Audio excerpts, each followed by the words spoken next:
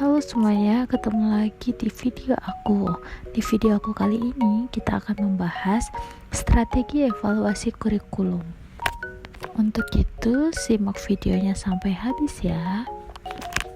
Dalam melakukan evaluasi kurikulum, kita harus menyusun strategi agar kita bisa mengetahui kurikulum tersebut sudah baik atau belum, sehingga terciptalah kurikulum yang efisien dan sesuai dengan kebutuhan siswa. Untuk itu, dalam mengevaluasi kurikulum, strategi yang digunakan yang pertama, menentukan tujuan evaluasi. Dalam melakukan evaluasi, kita harus menentukan terlebih dahulu apa saja tujuannya, seperti menilai efektivitas kurikulum, mengukur pencapaian kompetensi, menemukan kendala implementasi, menyusun perbaikan dan pengembangan. Selanjutnya, yang kedua, menetapkan aspek yang dievaluasi.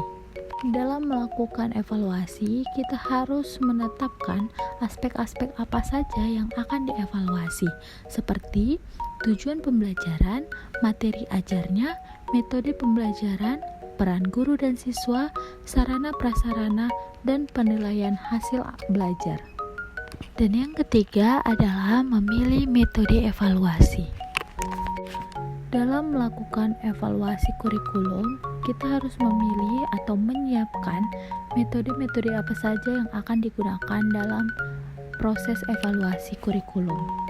Contohnya, observasi kelas, wawancara guru dan siswa, kuesioner atau angket, analisis dokumen seperti RPP, silabus, hasil belajar, dan yang terakhir adalah umpan balik orang tua.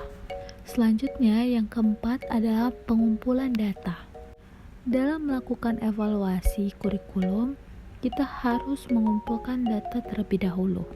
Cara pengumpulan data ini bisa seperti menggunakan instrumen valid atau reliable, melibatkan semua pemangku kepentingan seperti guru, siswa, orang tua, dan kepala sekolah. Dan yang terakhir, dilakukan secara sistematif dan objektif. Yang kelima, ada analisis data.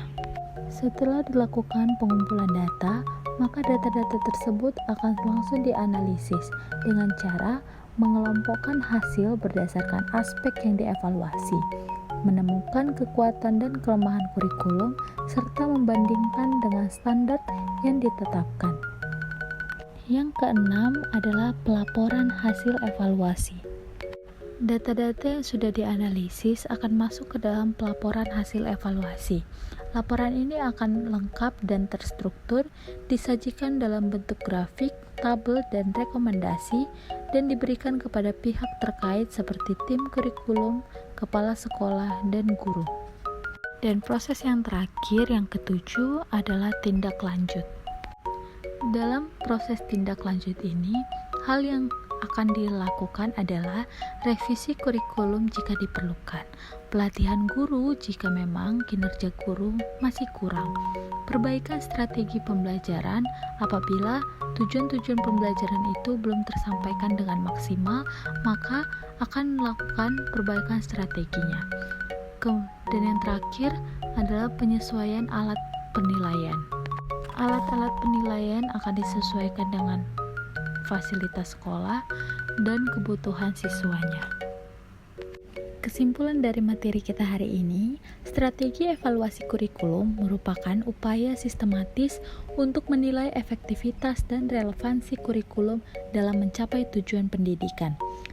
Dalam mind mapping strategi evaluasi kurikulum ini, digambarkan bahwa evaluasi dilakukan melalui berbagai pendekatan yang sistematis dan kompleks. Proses evaluasi mencakup perencanaan, pelaksanaan, analisis data, serta tindak lanjut. Instrumen yang digunakan dapat berupa angket, wawancara, observasi, hingga analisis dokumen. Evaluasi ini melibatkan berbagai pihak seperti guru, siswa, kepala sekolah, dan pengawas. Tujuannya adalah untuk meningkatkan mutu kurikulum, menyesuaikan dengan kebutuhan peserta didik, serta memastikan keselarasan dengan perkembangan ilmu pengetahuan dan kebutuhan masyarakat. Dengan strategi yang tepat, evaluasi kurikulum dapat menjadi dasar perbaikan berkelanjutan dalam sistem pendidikan. Sekian video pembelajaran kita kali ini. See you the next video. Bye-bye.